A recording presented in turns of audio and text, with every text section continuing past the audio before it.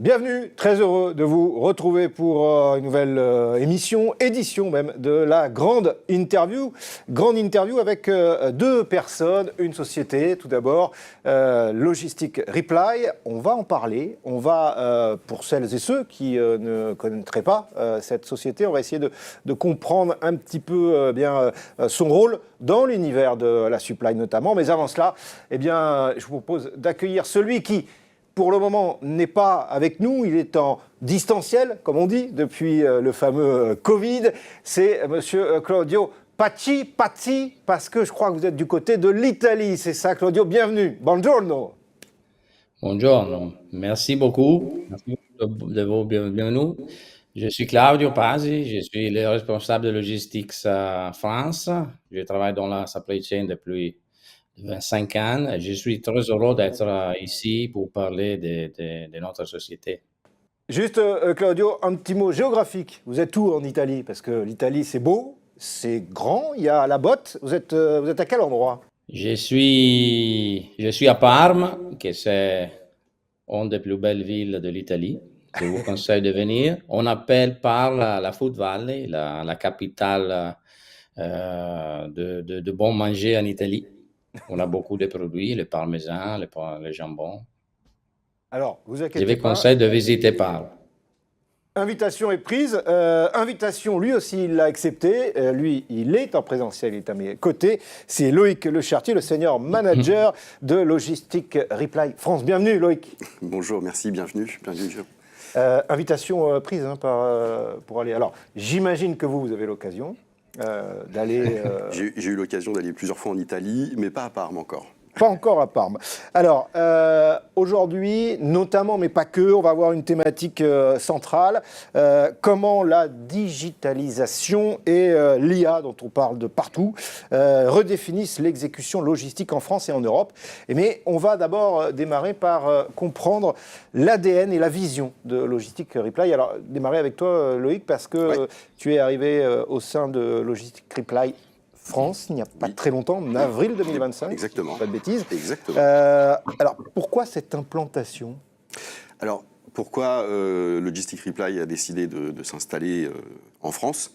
En fait, il y a plusieurs raisons. La première raison est qu'il y a déjà un ensemble de clients et d'installations de projets en cours actuellement sur la France. Ok. Donc ça, c'est une première raison, parce que ça nous permet effectivement de délivrer un service depuis la France pour nos clients déjà installés en France. Ouais. Ça, c'est la première raison. La deuxième raison, Reply, le groupe Reply a déjà des bureaux en France. On a déjà des bureaux à Paris et à Lille. Reply en France, c'est déjà 600 personnes, donc le groupe Reply, d'accord. Donc on profite aussi, entre guillemets, de l'ensemble de ces facilités pour démarrer effectivement la partie Logistic Reply en France. Et la dernière raison, c'est effectivement, quitte à faire ce peu, autant profiter pour avoir également pour démarrer le commerce directement depuis la France et aller effectivement prospecter depuis la France et ne pas arriver depuis l'étranger. Ouais. D'avoir la proximité, finalement, la promiscuité presque avec le client, les clients en venir. Claudio, petite question sur comment vous pourriez définir l'identité justement du groupe Reply, puisque vous êtes là depuis un petit peu plus longtemps que Loïc. Mais considérez que Reply, c'est une compagnie internationale. Nous avons plus que 6000 collaborateurs dans le monde, qui est spécialisée dans les conseils, le service numérique, l'intégration des systèmes et la mise en œuvre de solutions qui sont maintenant basées surtout sur le cloud, sur l'intelligence artificielle et surtout que l'innovation que nous pouvons porter sur les clients. Okay. Ça, c'est le groupe. Dans cette configuration, on a Logistics Reply, que c'est une des sociétés du groupe, qui est spécialisée dans la supply chain. Nous avons plus que 30 ans d'expérience. Nous sommes une des sociétés historiques du groupe qui développe des solutions qui sont focalisées efficacement sur la supply chain. Nous couvrons de la gestion des fournisseurs jusqu'à la livraison de le dernier mille chez les clients.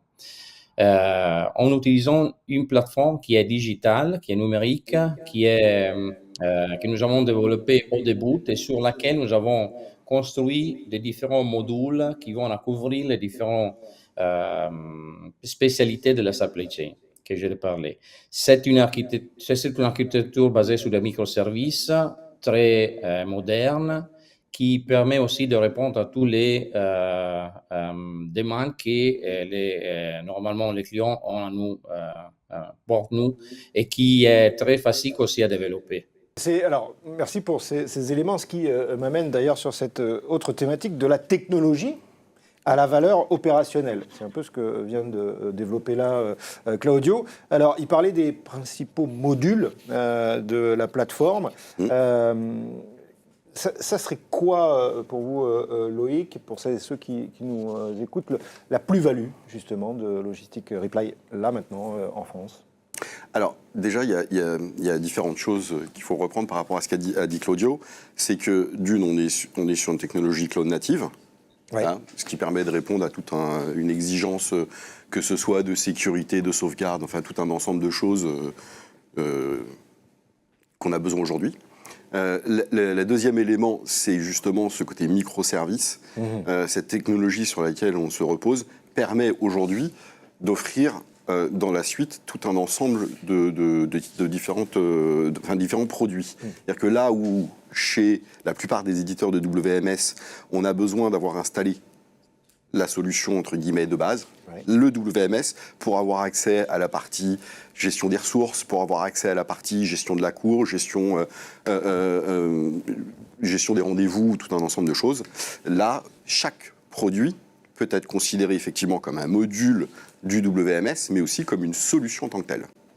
Ce qui permet, entre guillemets, de voir différemment l'approche chez les clients, de commencer par quelque chose, même si effectivement... de le moduler. Exactement, et de moduler, entre guillemets, en fonction des besoins, des années, et de prendre les éléments les uns après les autres. L'apport des assistants IA, puisque je parlais de l'IA, elle est partout, c'est un apport aussi important que vous avez intégré, qui est maintenant dans votre système, dans votre approche, dans votre regard. Alors, oui, il y a forcément.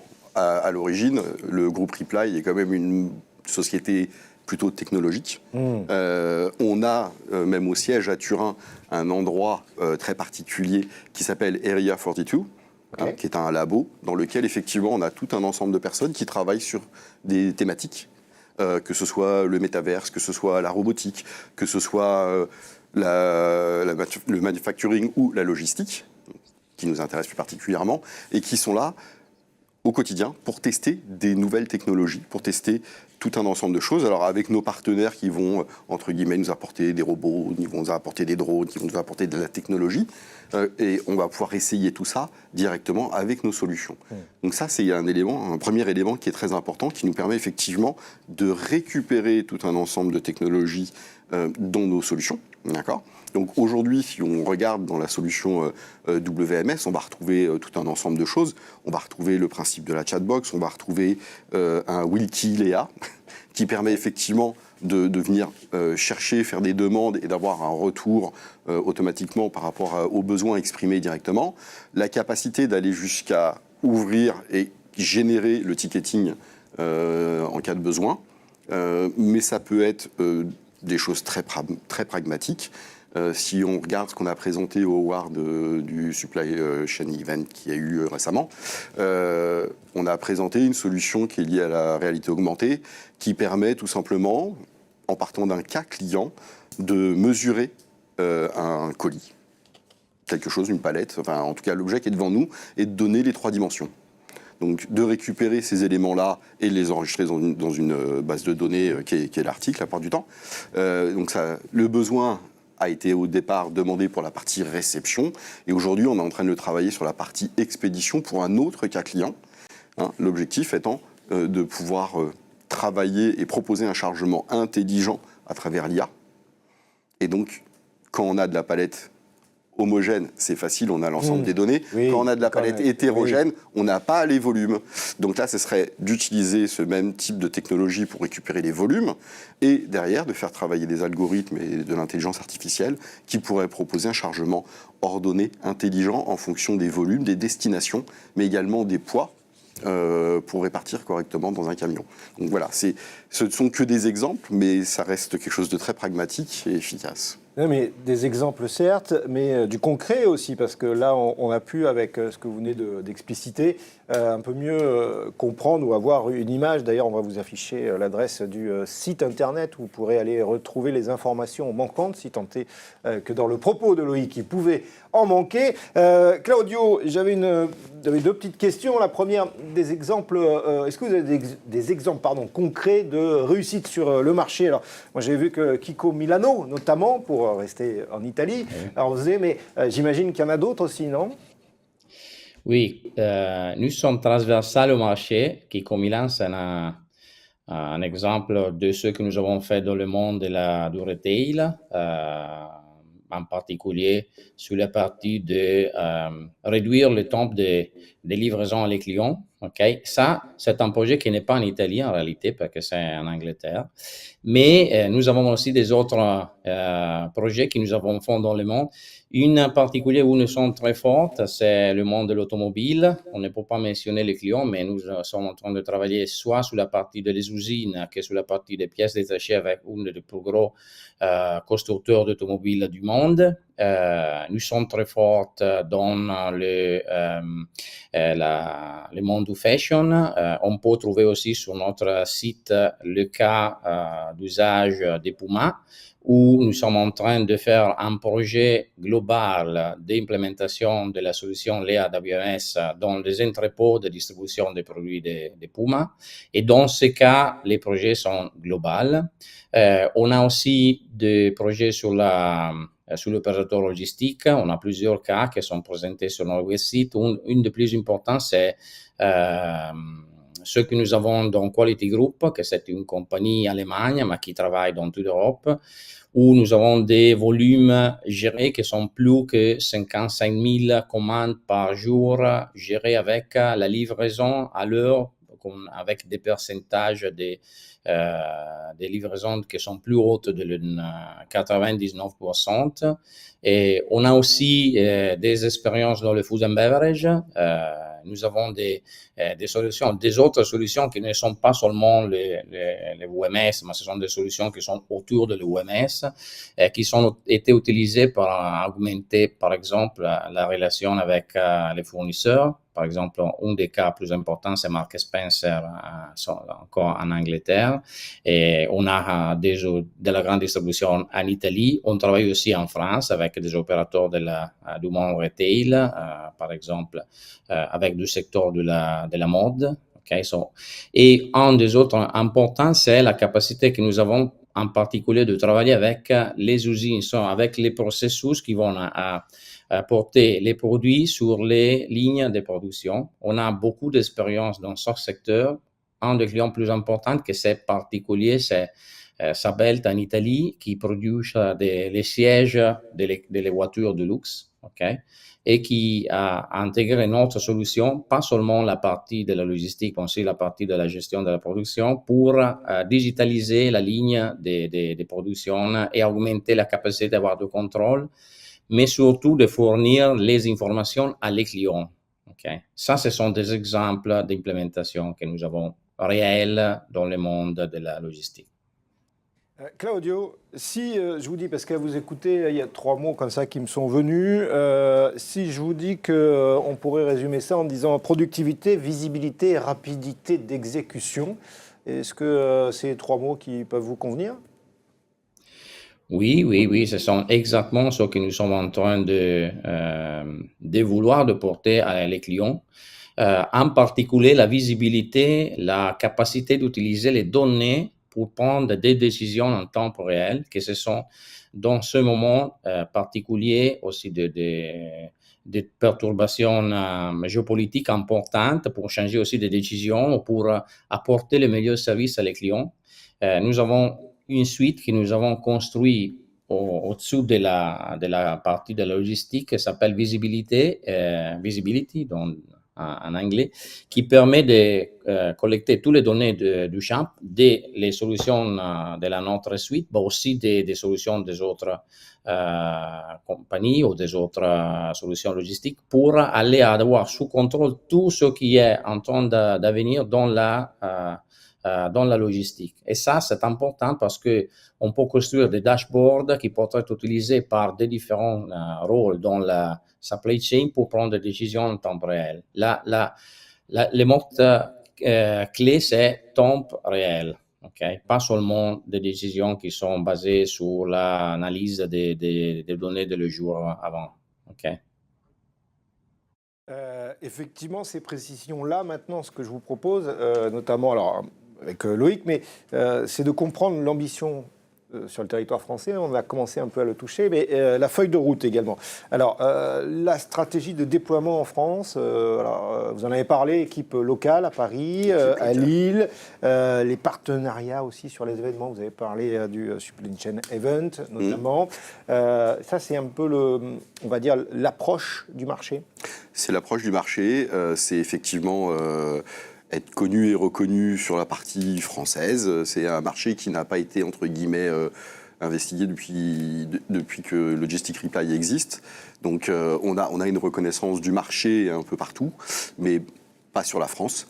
Donc on travaille à cela. Dans un premier temps, ça va être la participation à des salons, que ce soit le SITL, le Supply Chain Event, et d'autres salons type meeting, one-to-one, enfin, tout un ensemble de choses pour effectivement se faire connaître et reconnaître sur le marché français. Si on devait, sur cette feuille de route, là, allez, on va se projeter maintenant sur 2026, pour avoir une vision quand même, la collaboration avec les acteurs, ça serait... Tout à l'heure, vous avez dit essayer. Il y avait une phrase publicitaire qui disait « essayer, c'est l'adopter ». Vous, ça pourrait être « venez, tester ». Et on peut construire et accélérer avec vous? Tout à fait. C'est ce qu'on fait depuis des années dans d'autres pays. Il n'y a pas de raison qu'on n'arrive pas à le faire sur la France. Donc forcément, on a une solution différenciante. On a de la technologie, on a tout ce qu'il faut. On a quasiment une trentaine, parce que si on se projette sur 2026, on a une trentaine d'années d'expérience. Je pense qu'on a des choses à faire valoir et qu'on a la capacité d'accompagner tout un ensemble de clients sans aucun problème. 30 ans, Claudio, si je fais un calcul rapidement, ça voudrait dire que Reply, la société mère, a été créée en 1996 ? Oui, c'était de 1996 à Turin, par une personne italienne avec une vision vraiment importante sur ce qui était au début des années 2000, la potentialité de l'Internet, la motivation initiale de porter la technologie et la potentialité de l'Internet dans les compagnies. Et à partir de ça, nous sommes grandis. Maintenant, nous sommes, comme j'ai dit, plus que 16 000 personnes, plus que 2 milliards de facturats de chiffre d'affaires par année.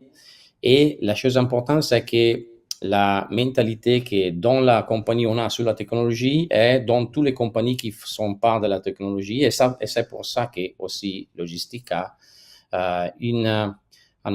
on dit en anglais footprint, cioè la capacité de porter la technologie dans les solutions, comme l'intelligence artificielle qui est pervasive dans notre solution.